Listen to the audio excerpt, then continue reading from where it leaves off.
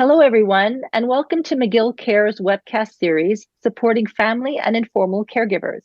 I'm Claire Webster, a former caregiver, certified dementia care consultant, and founder of McGill University's Dementia Education Program. I work with a dynamic team of leading healthcare professionals to oversee the program, who include Dr. José Moret from the Division of Geriatric Medicine, and Dr. Serge Gauthier, Professor Emeritus, formerly of the McGill University Research Center for Studies in Aging. McGill Cares is supported by the Amelia Saputo Community Outreach for Dementia Care. Today's topic is understanding vascular dementia. It has been one of the most requested topics, so I'm thrilled to have this webcast today. And my guest today is Dr. Sandra Black. She is an internationally known cognitive and stroke neurologist. She is professor of medicine in the Division of Neurology at the University of Toronto. She was the inaugural executive director of the Toronto Dementia Research Alliance from 2012 to 2020.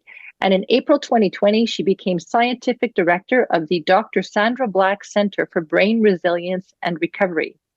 Her research bridges dementia and stroke using standardized quantitative neuroimaging, cognitive functional and neuropsychiatric measures, genetics, and neuropathology to study brain behavior relationships in dementia.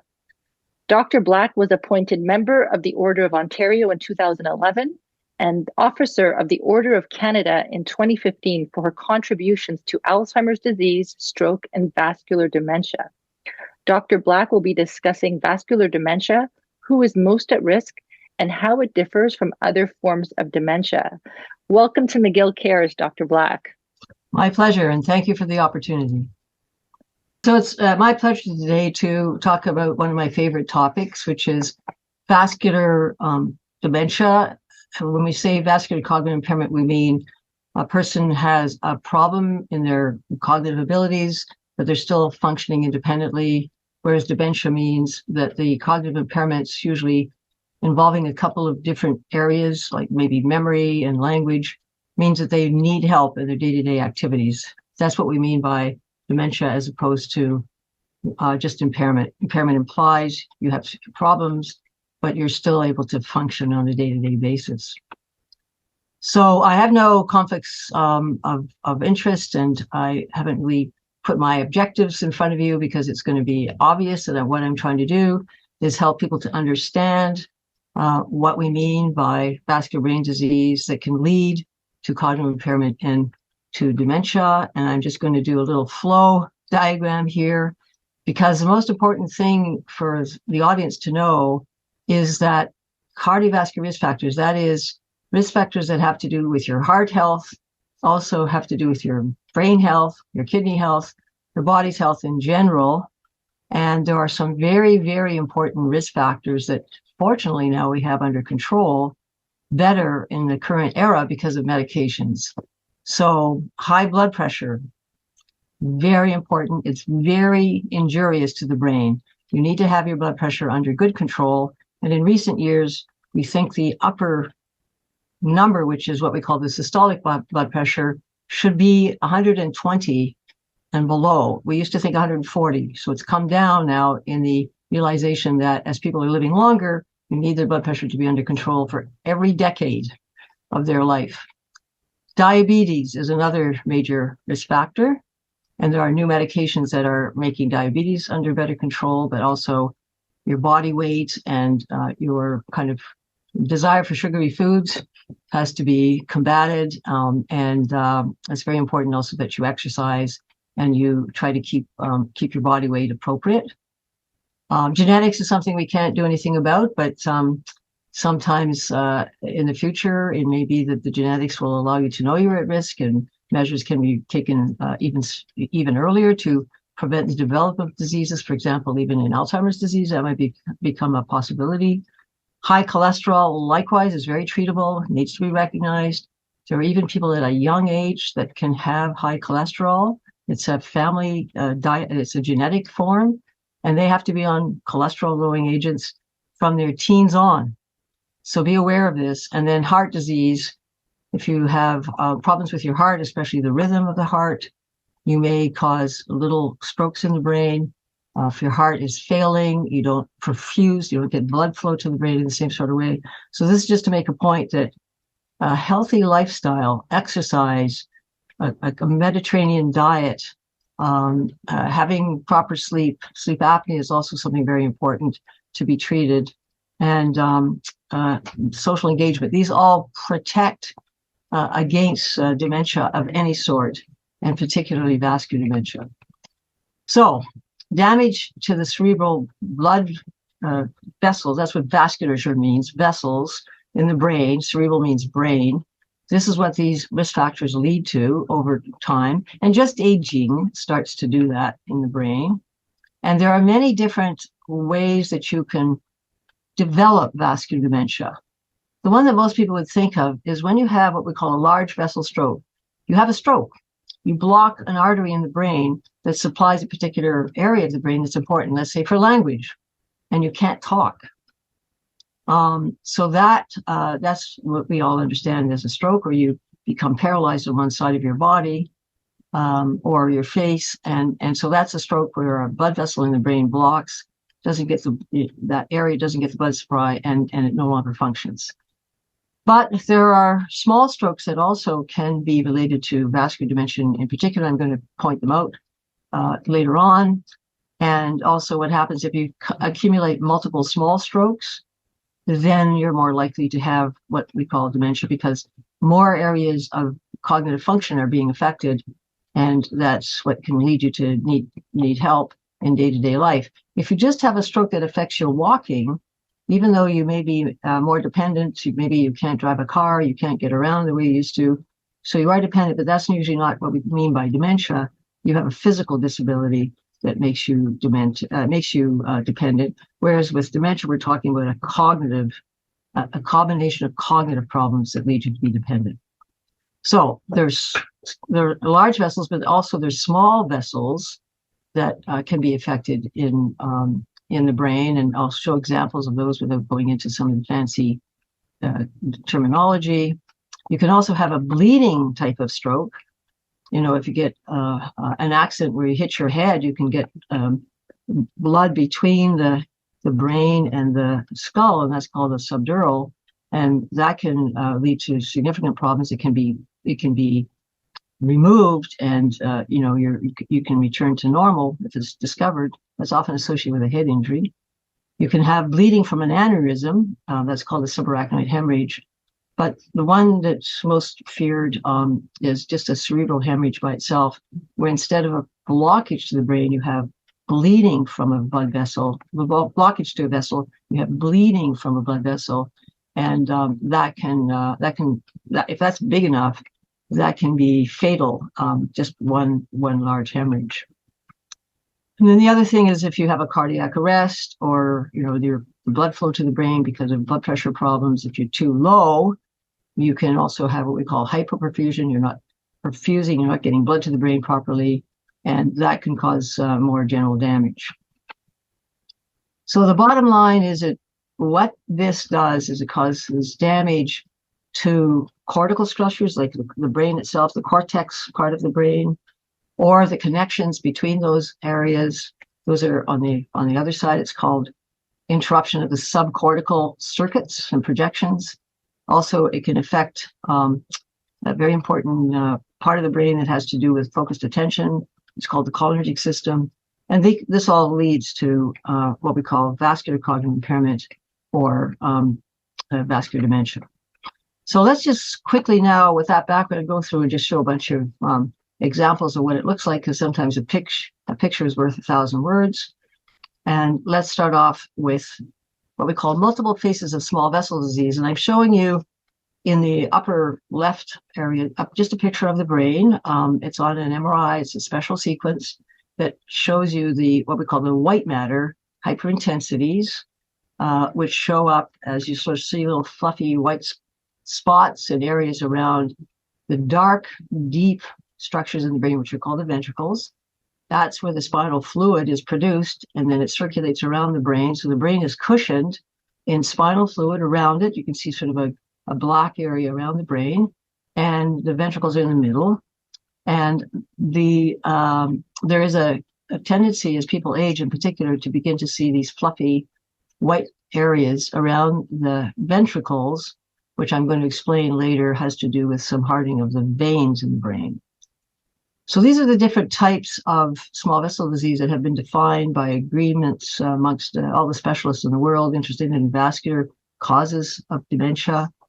On the left side, you see a little white spot, which is actually a recent blockage that shows up as white, but then eventually it becomes a hole, and that would be that would turn into what we call a lacunar infarct. It means a small hole in the brain.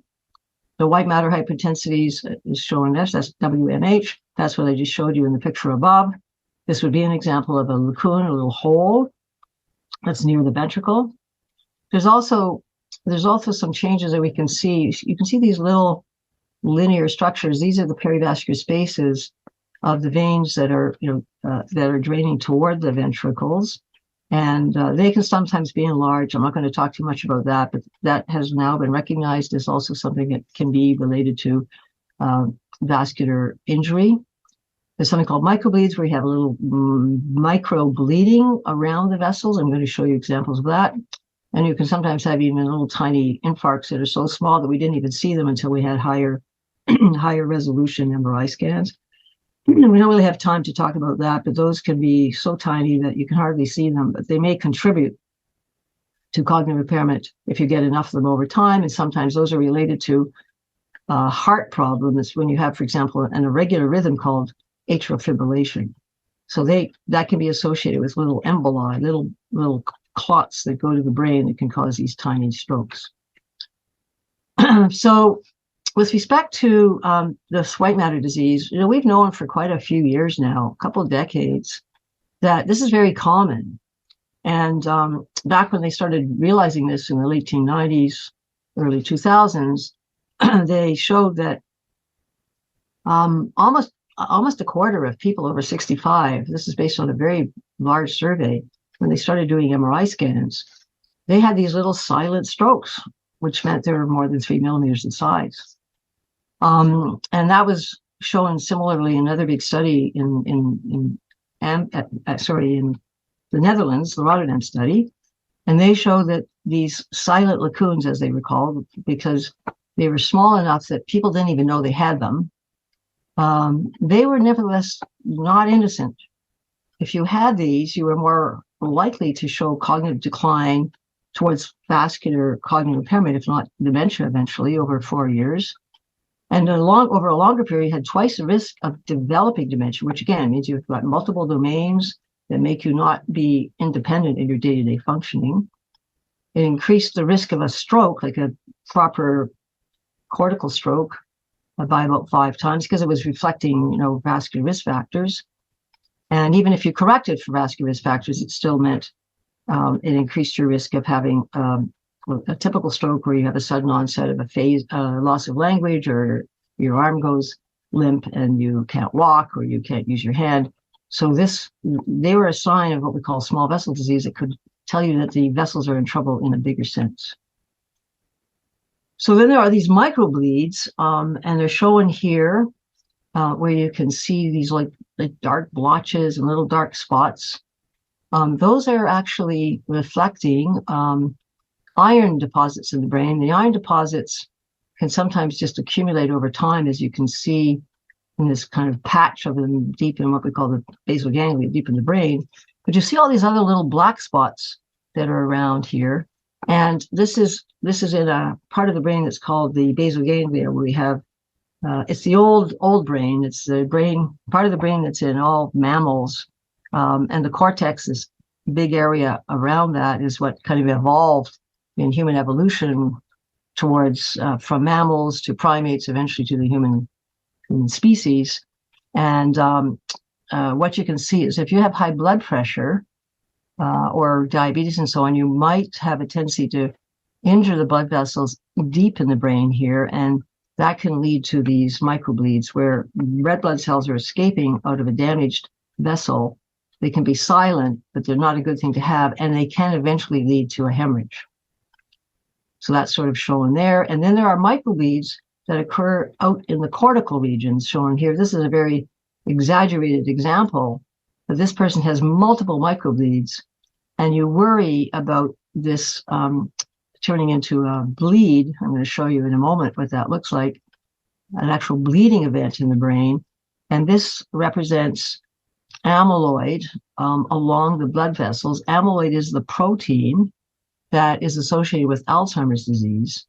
And so one of the messages of the talk today is that amyloid, which is the protein that you see in the plaques of Alzheimer's disease, also is seen around the blood vessels, because when you're in deep sleep, your brain is getting rid of the accumulated garbage, as it were, including amyloid, which is produced on a daily basis, and it has to exit from the brain along those deep penetrating vessels. I'm going to show you what they look like in a moment, to get out of the brain. And if you have sleep apnea, for example, or other kinds of fragmented sleep, you don't do as good a job of getting rid of it.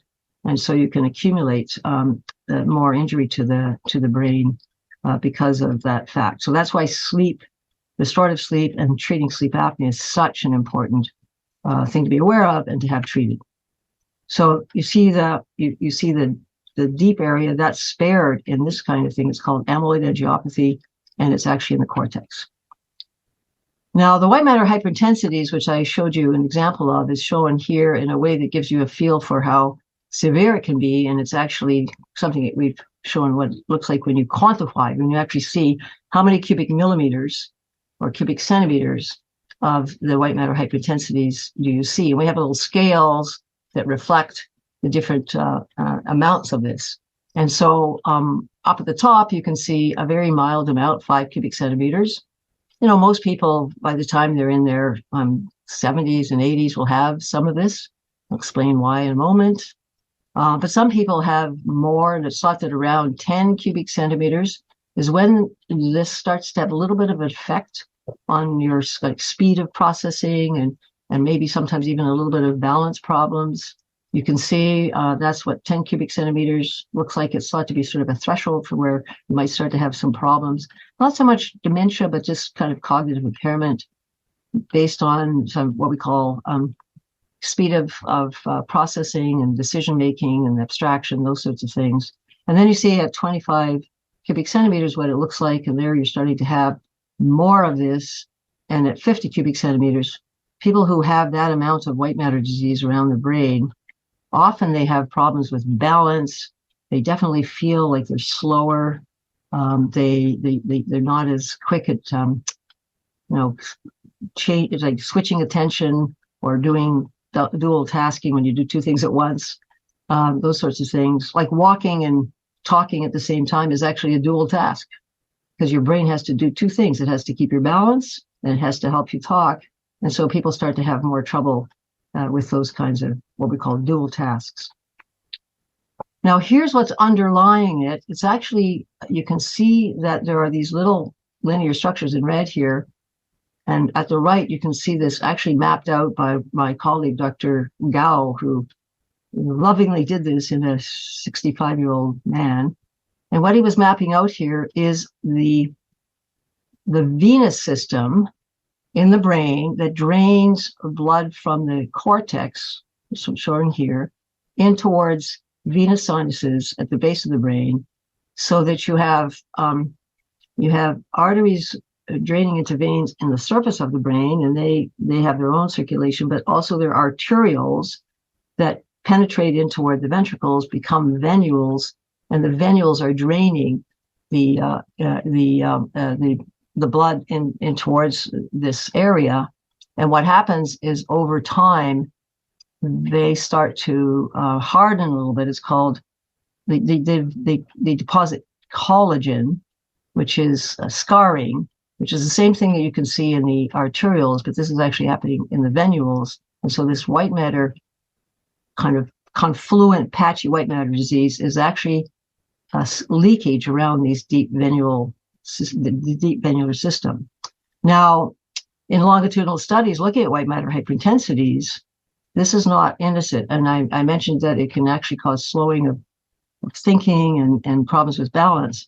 But having this degree of white matter disease as it gets into the 10 and 20 and 50 cubic centimeters, that increases your risk of stroke by about 3 times, risk of becoming demented, meaning becoming dependent because of cognitive problems, about twice, and also it's associated with death, and it's twice the risk of death.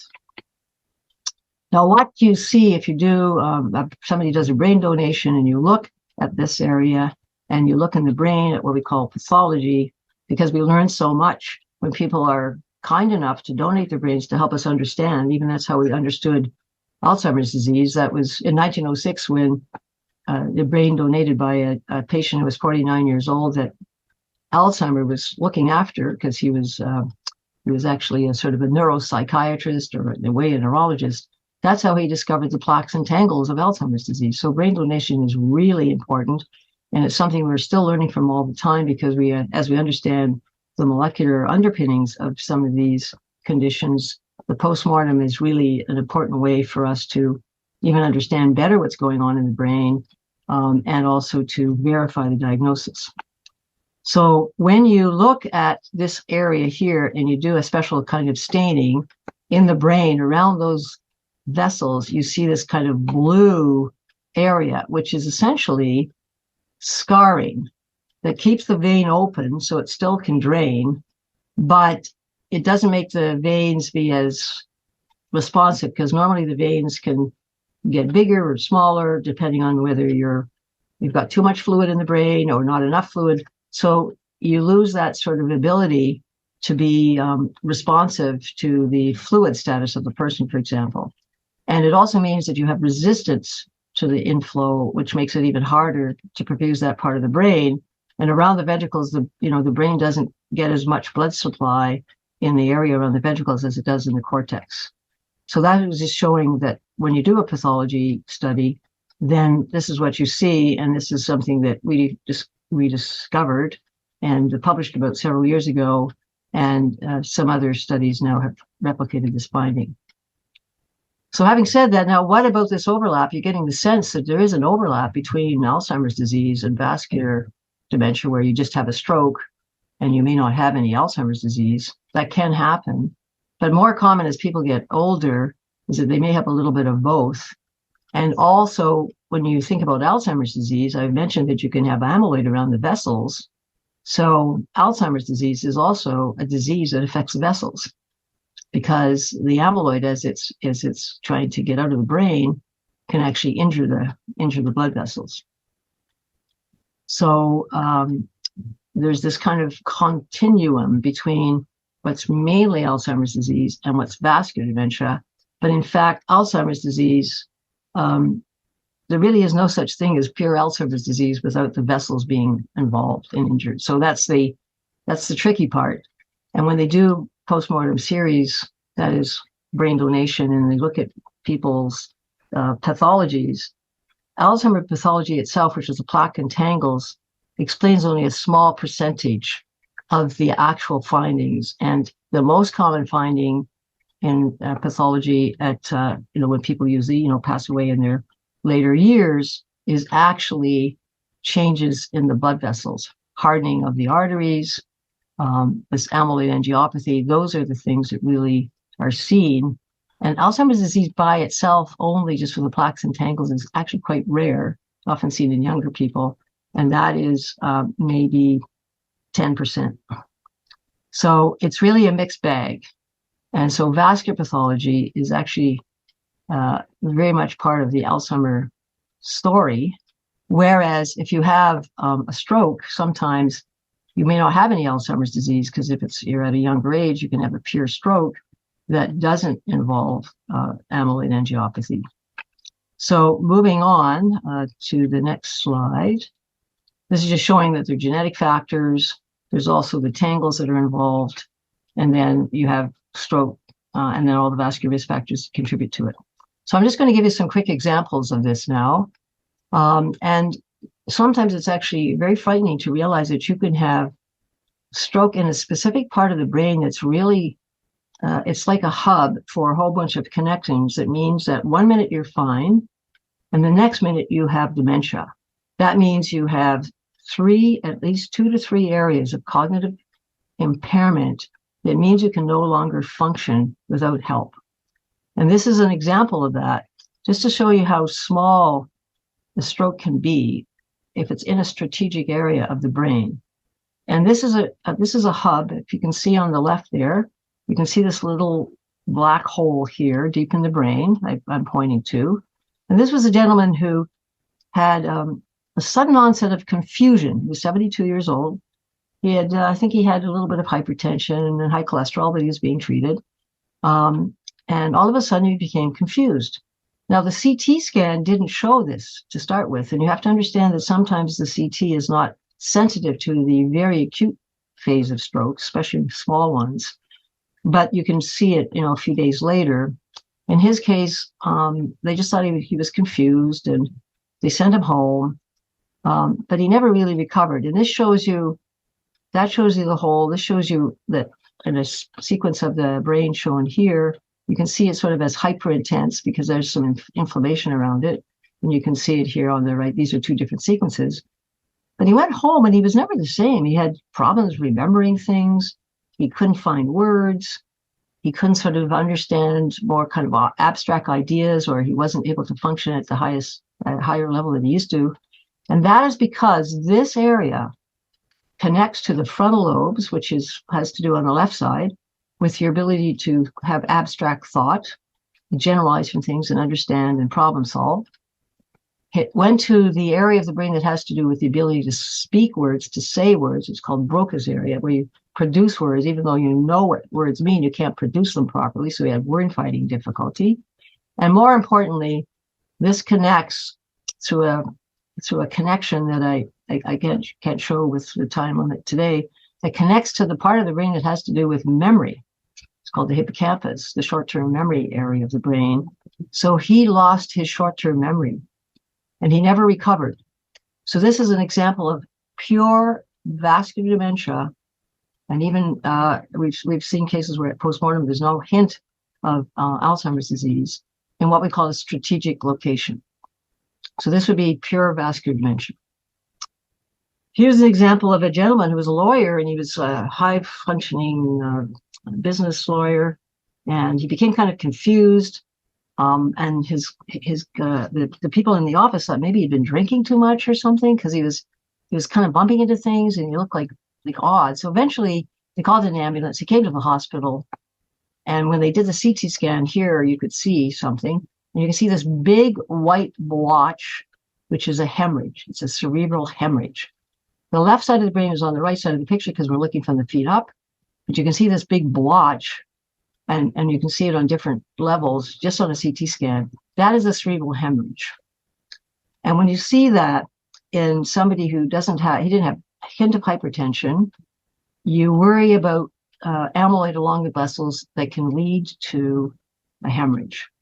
And sometimes that can be, you've got the amyloid along the vessels and not really have too much evidence of Alzheimer's disease. It's called congophilic amyloid angiopathy, and there are hereditary forms of it. And sometimes people don't develop Alzheimer's disease, but most times they do. And then this gentleman at that time, he couldn't speak properly. He couldn't carry out actions because he had what we call apraxia, and he couldn't read.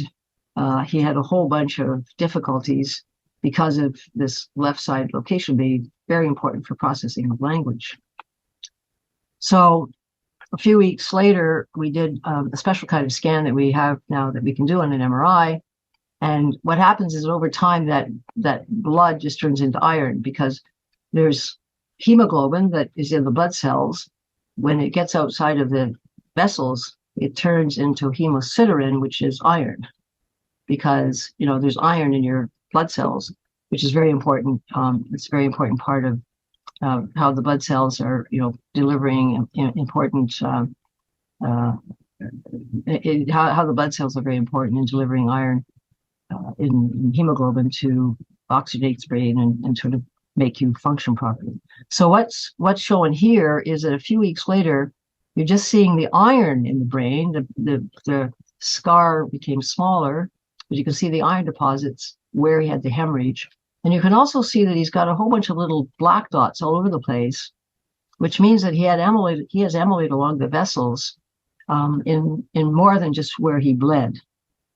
And so the thought was that he had congenital amyloid angiopathy, but we had the chance to follow this gentleman over time. He made a recovery. He couldn't go back to being a lawyer. He was well off enough that he could be cared for. He was never really independent again. And then eventually he came back to us a few years later where he was having more and more difficulty. And in his case, the long story short is that he was developing signs more typical of Alzheimer's disease. And when he did pass away, we did the brain donation autopsy. He had both Alzheimer's disease and the amyloid along the vessels. And really it's because amyloid along the vessels can be seen in Alzheimer's disease, but it doesn't always cause this degree of damage. I'm not going to have time to go into this. It's just that if you have that white matter hyperintensity, like I showed with the severity of, the 10 cubic centimeters or the 25 or 50, you can have a syndrome. It's called subcortical because it's below the cortex. Ischemia means you're not getting your blood supply properly. And that, so it's vascular dementia. It's called subcortical ischemic vascular dementia. It's actually got a whole kind of a syndrome that presents where the person may have problems with their gait and they're off balance. They can sometimes have urinary frequency. You have to go to the bathroom a lot. They might have a little trouble saying words properly or swallowing. They can sometimes laugh inappropriately or cry inappropriately. It's called emotional incontinence. They can sometimes look a bit Parkinsonian, and they can have depression and mood changes. So it's a syndrome in individuals who have that, severity of the periventricular, what we call periventricular white matter disease, that we recognize. Now, as we have gotten better in our ability, at least in developed countries, to be treating high blood pressure, high cholesterol, we're more aware of sleep apnea and diabetes, we're treating much better. We're seeing less and less of this than we used to, but it's a well-developed syndrome that we've recognized in years past. And you have problems with what we call executive dysfunction, have trouble like planning ahead and initiating, and people are a bit apathetic and they can't plan and organize. And they just can't kind of, change from one idea to another or kind of switch attention. And they can have trouble with recall, but they don't have a primary memory loss. It's just that they have trouble recalling things, but they'll recognize it when you mention it. So they're not like Alzheimer's disease per se. They have their own syndrome. So it's just to let you know that this can exist as a form of what we call vascular dementia from small vessel disease without big strokes or strategic strokes that just relate to this white matter disease. I'm going to skip this. It's just to show you that I'm not going to go into just in detail. It's just to show you that some of the tests we use are very informative when you get a person to draw a clock and you can see how they're having trouble. They're supposed to draw a clock and put the hands at 10 after 11. It shows you that people start to have trouble with this. And you can see it in Alzheimer's, but you can see it also in vascular dementia. And it's something that can be very, helpful in doing quick tests to see how people are able to do things. By the way, I think in some provinces in Canada, they now do, when people turn 80, in Ontario, they have to draw a clock. And if they can't do it properly, they have to do a driver's test. So it's used for driver evaluation in Ontario. All right, so this is just showing a lady we followed for a number of years, and you could see how her white matter disease was increasing over time. She was getting leakier and leakier around those vessels, and eventually, when she died, she had both Alzheimer's disease and she had the white matter disease. So just going to end by saying that, in Canada now, we do have some consensus criteria for the diagnosis and treatment of vascular cognitive impairment, vascular dementia. And we have recommendations about doing CT scans or MRI scans, trying to optimize treatment of the vascular risk factors, and trying now to go even lower than we used to, and really, really drive at the, the vascular risk factors. And, lifestyle choices are extremely important for all of us. If you can walk on a daily basis, even light physical activity, maybe 3-4 kilometers, if you're able to do that, it's around 7,000 steps That helps to protect your brain. A Mediterranean diet with fruits and vegetables, fish and poultry, not too much red meat, especially beef, seems to have a special tendency to injure some of the vessels, some of the proteins that are involved in beef. Extra virgin olive oil. One study suggested a couple of tablespoons, just throw it on your salad, and it has some beneficial effects.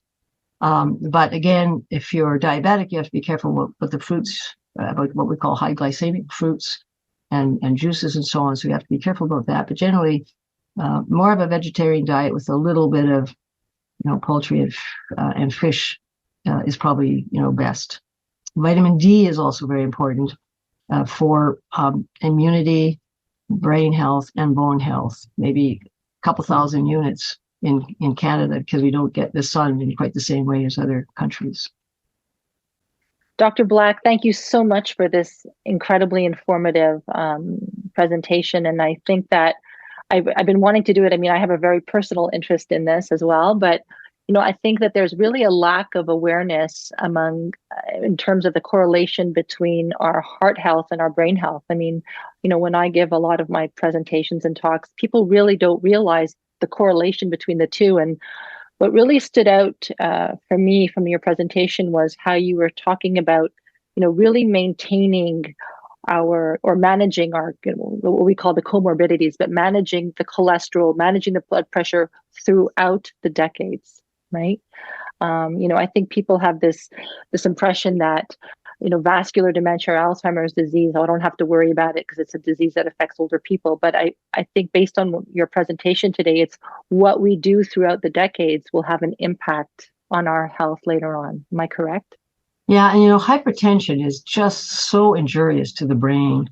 And we were letting people run at 140 systolic for years until they did the study just a few years ago, the SPRINT trial it's called, and they figured out, oh my God, it should be 120. Mm-hmm. And so we've been undertreating hypertension for decades. And now we have much better medications, better tolerated medications. Now we aim for 120. Mm-hmm. Likewise with diabetes, there are diabetic drugs now that may be beneficial for cognition. So there's some real advances that mean that you can, if these are identified early and you get treated properly, then you can really make a big difference to your later outcomes.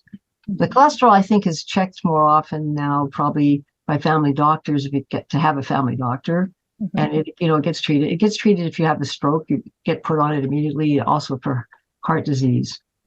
But I think people don't, what I was also trying to convey is that this Alzheimer's disease and the vascular pathology are very interlinked.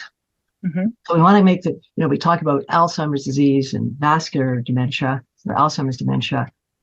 But in one sense, Alzheimer's disease is also it leads to a vascular dementia. And that gentleman who had the amyloid along the vessels with the hemorrhage. So that was a hemorrhage. He had Alzheimer's disease, and we were just seeing the early manifestations of it along the vessels. So that's the other concept, is that we try to have these different worlds. We have the stroke world and the dementia world. And they're beginning, even the Alzheimer's Association, where there's a lot of lobbying that has to do with, this charity versus that charity. Mm-hmm. And the truth is we need everybody to work together and to actually have people try to choose a healthy lifestyle, because that helps everything. And also be aware of, the fact that hypertension may not even be something people are aware of until blood pressure is done.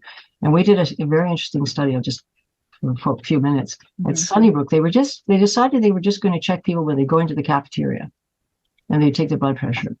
And they were shocked at the number of people, 20s to, 60s, who had high blood pressure. Mm-hmm. And they weren't even aware of it. And they weren't sick enough to go see a doctor. I mean, now that's happening a lot more. And now there are no doctors left. But anyway, it was a real eye opener. And there's a sort of responsibility for everybody. Once you're 21 years old and you're supposed to be independent, you need to know your blood pressure. You need to know your cholesterol.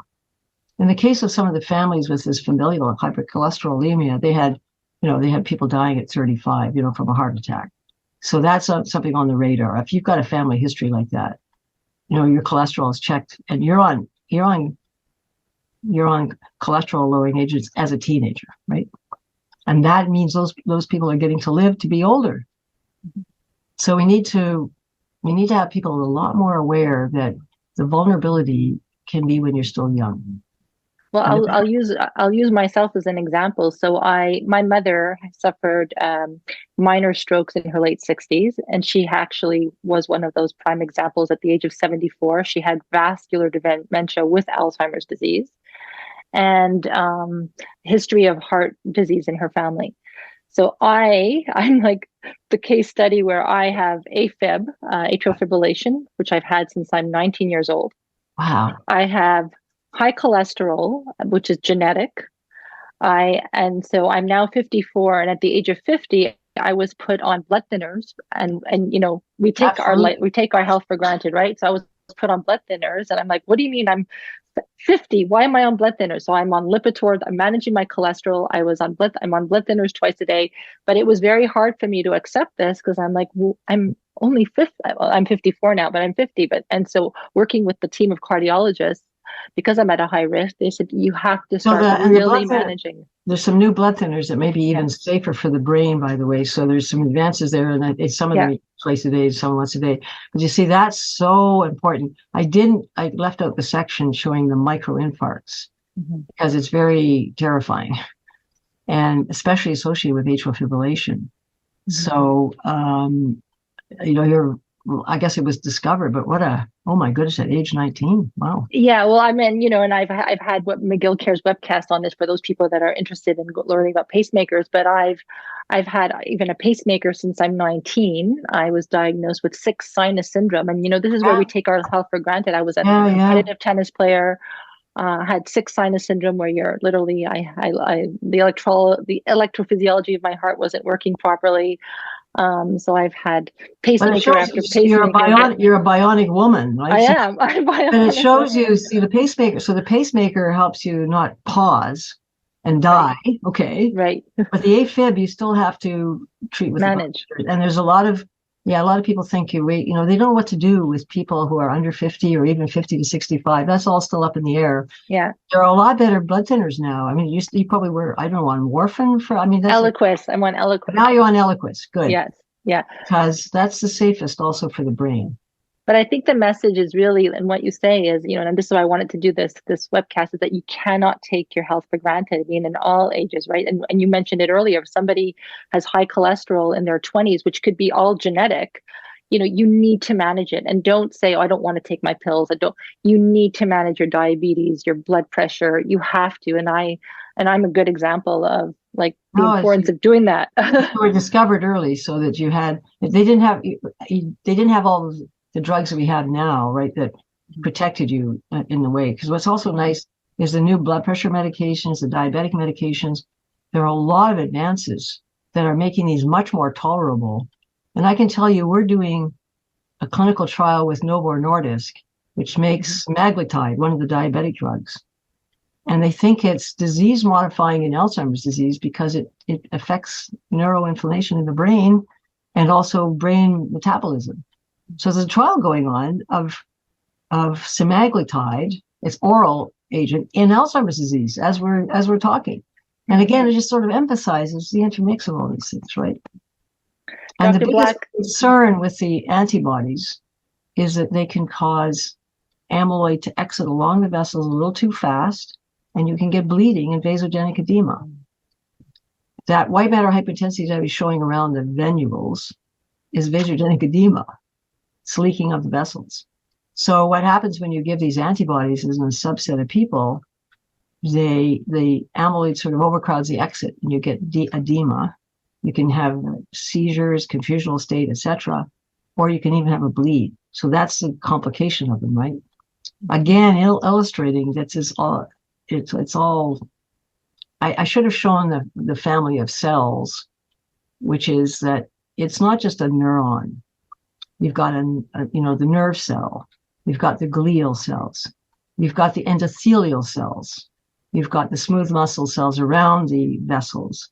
And you've got the microglial cells. They're like a family of cells, all of whom have to take care of each other.